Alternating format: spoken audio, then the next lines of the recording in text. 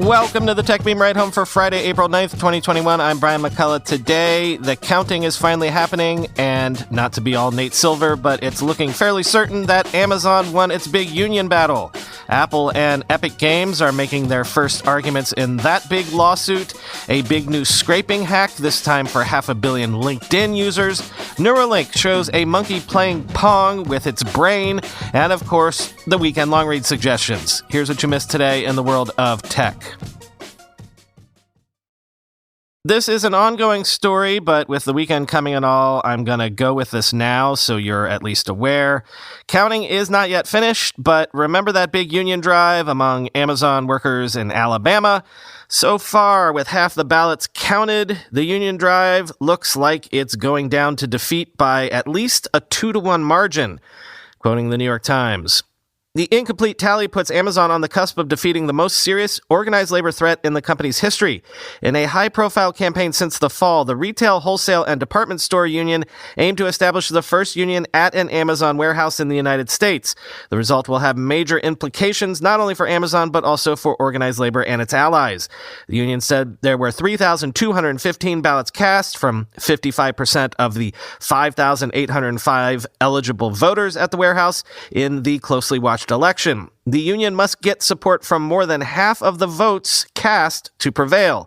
The ballots were being counted in random order in the National Labor Relations Board's office in Birmingham, Alabama, and the process was broadcast via Zoom to more than 200 journalists, lawyers, and other observers, end quote. And just as I went in to record this, I got a notification on my phone that indicates that the final tally is not yet official, but most outlets are calling it. Around 71% of the warehouse workers voted against joining a union, so the union has gone down to defeat.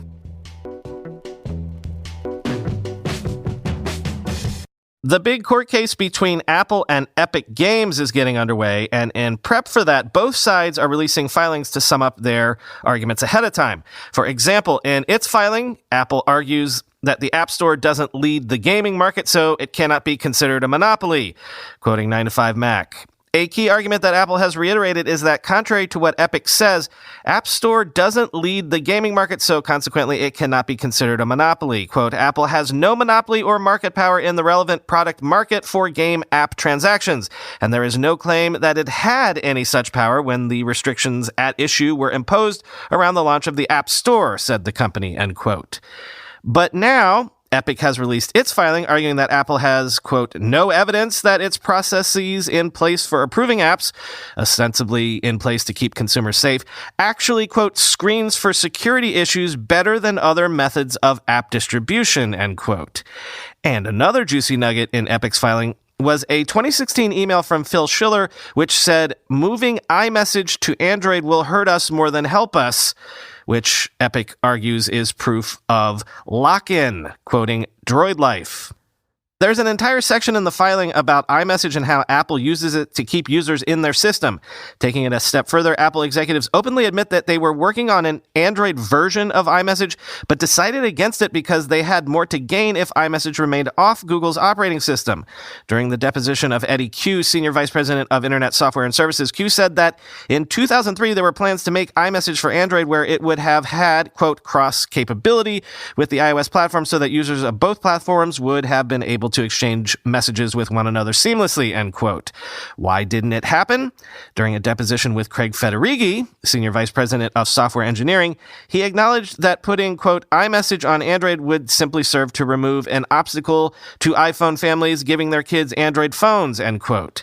That's funny enough, but you get what Apple is thinking. Android phones can be had for super cheap, and they would be the ultimate option for kids, assuming the messaging capabilities were right and worked with their parents' phones. By making messaging a mess, if a family were to split up operating systems, the thought was that they'd just give in and all buy Apple products. Keeping that in mind, my boy Phil Schiller, now an Apple fellow, agreed that Android shouldn't get iMessage, but was apparently more blatant in admitting that it's because they want to lock people into iOS. In a response to an email from a former Apple employee who suggested, quote, the number one most difficult reason to leave the Apple universe is iMessage. iMessage amounts to serious lock-in, end quote. Schiller commented that, quote, moving iMessage to Android will hurt us more than help us. This email illustrates why, end quote. So that big Facebook hack or scandal, the latest one, the one from this past week, was actually another incident of scraping. Someone scraped a bunch of Facebook user data that hadn't been locked down properly, and then Facebook discovered it and prevented that vulnerability from being further exploited.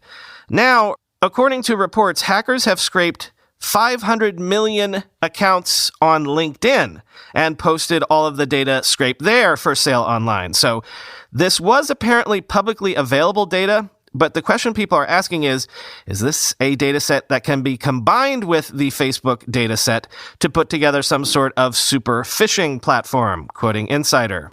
The data includes account IDs, full names, email addresses, phone numbers, workplace information, genders, and links to other social media accounts. It's been posted for sale on a hacker forum, and the post's author also leaked a sample of 2 million records as a proof of concept, according to Cybernews. The hacker is attempting to sell the trove of data for a 4-digit sum per the outlet, and potentially in the form of Bitcoin. Paul Prudhomme, an analyst at security intelligence company Insights, told Insider that the exposed data is significant because bad actors could use it to attack companies through their employees' information. Quote, such attacks may be more likely to succeed due to the rise of remote work and the increased use of home or personal devices for work due to the COVID-19 pandemic, Prudhomme said. Attacking companies via their employees' personal accounts and devices is one way for attackers to work around enterprise network security defenses, end quote. So again, if we see a wave of hacks and phishing attacks this summer, that will probably all be related in some way to all of this.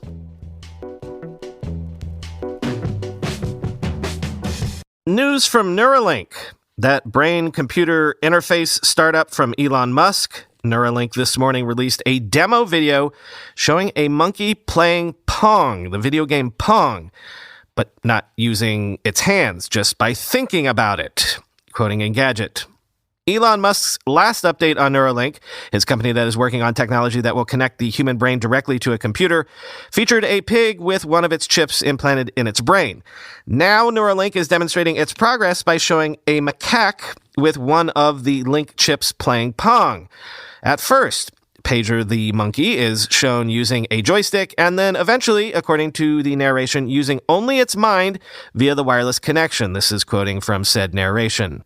Today, we are pleased to reveal the Link's capability to enable a macaque monkey named Pager to move a cursor on a computer screen with neural activity using a 1024 electrode, fully implanted neural recording and data transmission device termed the N1 Link. We have implanted the Link in the hand and arm areas of the motor cortex, a part of the brain that is involved in planning and executing movements. We placed links bilaterally, one in the left motor cortex, which controls movements of the right side of the body, and another in the right motor cortex, which controls the left side of the body, end quote.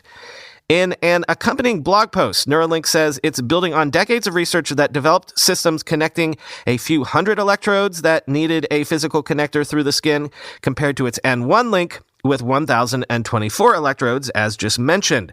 According to Neuralink, quote, our mission is to build a safe and effective clinical BMI system that is wireless and fully implantable that users can operate by themselves and take anywhere they go, to scale up the number of electrodes for better robustness and higher information throughput, and to automate the implant surgery to make it as rapid and safe as possible, end quote.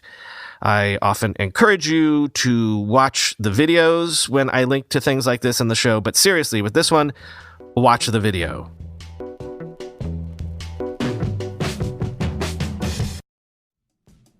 Blockchain.com is the world's most trusted platform for transacting in crypto. with over 70 million wallets created and more than $800 billion in transactions. With blockchain.com, you can buy, sell, trade, and earn cryptocurrencies like Bitcoin and Ethereum.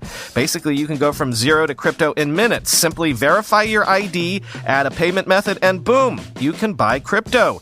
And if you want to get in on the latest hotness in the crypto world, blockchain.com is an easy way to swap crypto to crypto. Explore the top blockchains with industry-leading charts and real-time prices. Blockchain.com also allows you to do some nifty things like earn up to 13.5% interest simply by lending your crypto. Or how about borrowing against your own crypto holdings? Whether it's trading, earning interest, checking a payment status, or lending crypto, blockchain.com offers the most established and widely used way to invest in cryptocurrency for tens of millions of customers. So what are you waiting for? Visit blockchain.com to get started. That's blockchain.com, or search for blockchain.com in the App Store or Google Play Store. Bitcoin might have just hit some recent all-time highs, but it's not too late to be early. Blockchain.com. In 2021, a truly diversified portfolio needs more than the traditional mix of stocks, bonds, and mutual funds. It needs private real estate as well. Studies have shown that portfolios with an allocation to private real estate generally delivered a better risk-adjusted return with more annual income and lower volatility over the past 2 decades thanks to its track record of consistent performance through multiple market cycles. With Fundrise, this powerful diversification into real estate is now available to you. Whether you're looking to add stable cash flows via dividends or prefer long-term growth through appreciation, Fundrise makes investing in private real estate as easy as investing in stocks, bonds, or mutual funds. Fundrise's team of real estate professionals carefully vets and actively manages all of their real estate projects. And with their easy-to-use website, you can track your portfolio's performance and watch as properties across the country are acquired, improved, and operated via dynamic asset updates. See for yourself how 130,000 investors have built a better portfolio with private real estate. It takes just a few minutes to get started. Go to fundrise.com/techmeme today. That's fundrise.com/techmeme. Fundrise.com/techmeme. Time for the weekend long-read suggestions. And first up, we have more data on the so-called Silicon Valley exodus. Miami might be getting most of the VC tweets, but according to Bloomberg, Austin, Texas is getting actually most of the California expats. Quoting Bloomberg, since the pandemic started, a subset of the California-based tech industry has declared the need to relocate, citing the state's high taxes and prices, ineffectual government, and endemic wildfires. A few investors and executives loudly decamp to Miami, but an analysis of LinkedIn user data shows that about 6 times as many tech workers went from the San Francisco Bay Area to Austin. For years, Austin has attracted far-flung newcomers with its food and music scenes, along with low taxes and cost of living. The city grew 30% from 2010 to 2019, making it the fastest-growing major metro area in the country. It was adding about 170 people per day by the end of that period, according to the latest census count. So while rapid growth is nothing new for the city, the population shift associated with COVID-19 has intensified the struggle to, as the motto goes, keep Austin weird. Even Congrove, a software engineer who moved from Florida 7 years ago, is most concerned about how the new wave of tech workers is affecting his adopted city's culture. Lately, he's seen more t-shirts bearing startup logos than band names. New condos have sprouted up where quirky bungalows once stood, and the commute time to his downtown office has tripled. They just keep coming, Congrove says. The fleece vests, the tech bros, that's definitely imported from California, end quote. Next, I'm coming to love the outlet Rest of the World. Check it out if you've never done so, because I love that they're doing what they state in their mission. Rest of the World says it is trying to report on global tech stories, and doing so reveals great things like this. Check out this piece on the rise and fall of the missed calls industry in India. Quote, leaving missed calls in this way, effectively using a mobile phone as a kind of latter-day pager, was a consumer hack that in the 2000s, before India's cheap smartphone and data revolution, grew more popular than texting. The missed call emerged in India as a critical means of communication for those who counted every rupee spent on recharge credit.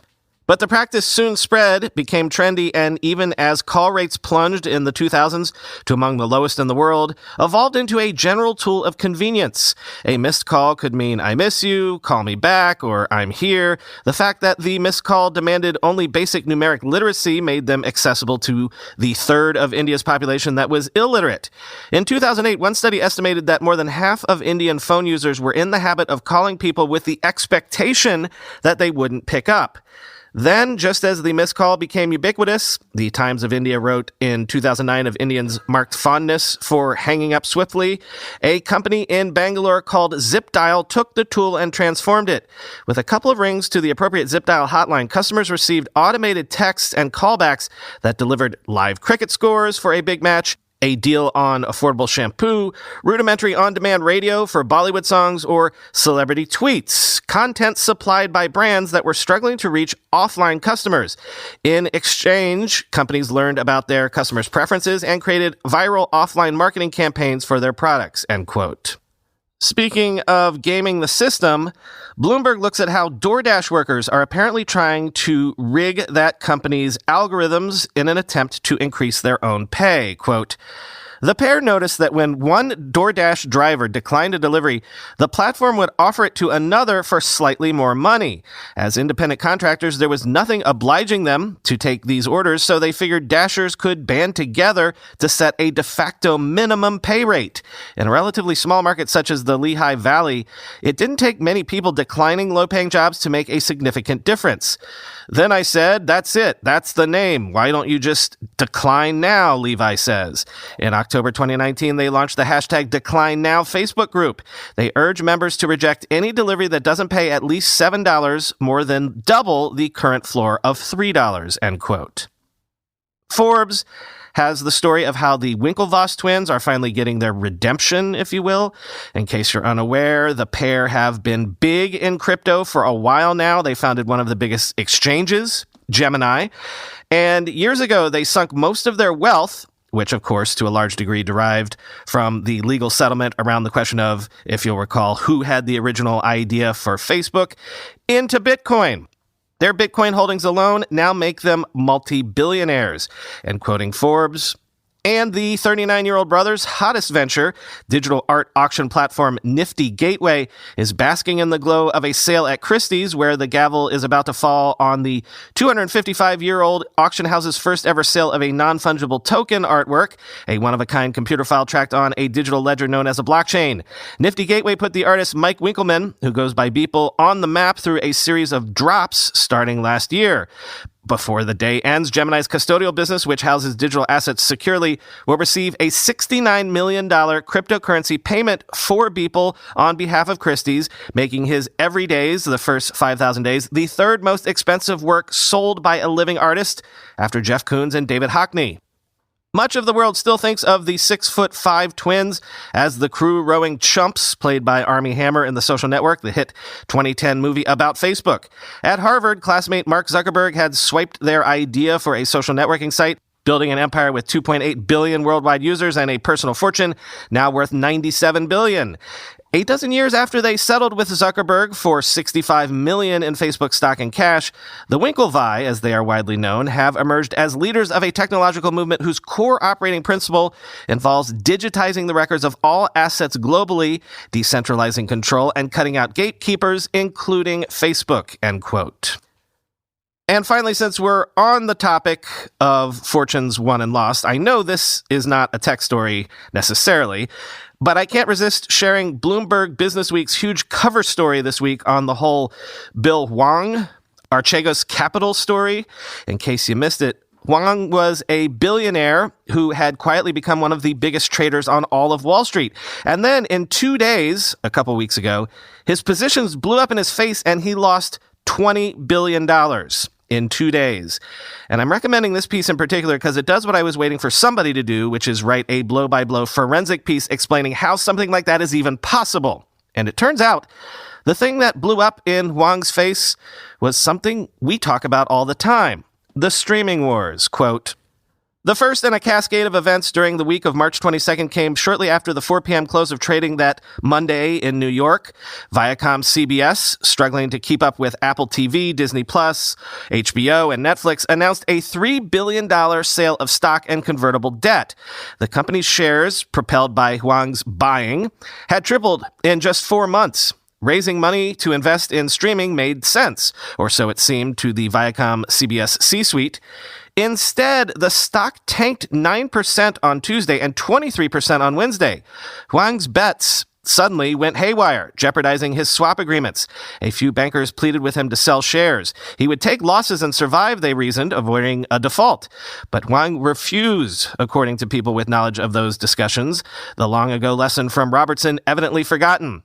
That Thursday, his prime brokers held a series of emergency meetings. Huang say people with swaps experience likely had borrowed roughly $85 million for every $20 million, investing $100 and setting aside $5 to post margin as needed. But the massive portfolio had cratered so quickly that its losses blew through that small buffer as well as his capital.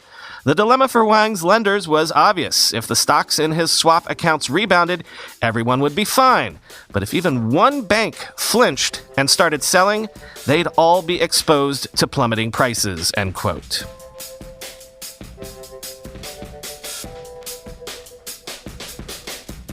That's all for this week. No new Ride Home Plus content this weekend, but we've got a bunch of stuff coming down the pike beginning next weekend. Everybody gets our most recent Twitter Spaces experiment, which was really great this week, I thought.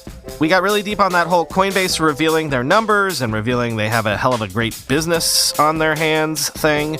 So enjoy that. And maybe I'll release some of that Chris Fralick Office Hours episode 2 as a teaser for folks to maybe think about signing up for Ride Home Plus. I haven't decided if I'll do that yet, but I might at some point. Talk to you on Monday.